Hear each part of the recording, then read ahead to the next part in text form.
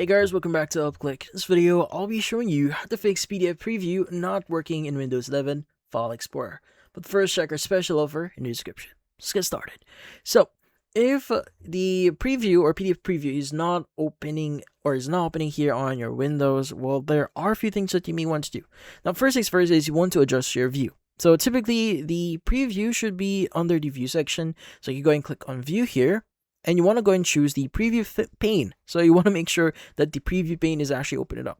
So we want to go and select your file here. And from then on, you want to go ahead, and you should be able to see the actual PDF in here.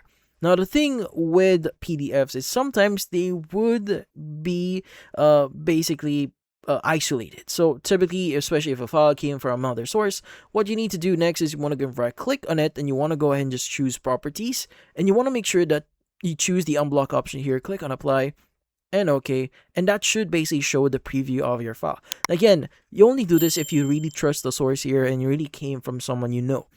Now, another thing that you may want to do is you want to go and just click on the see more button here, and you want to go and choose the option here that says properties. You want to go ahead and just click on the options here. And you want to go ahead and make sure that you want to go to view.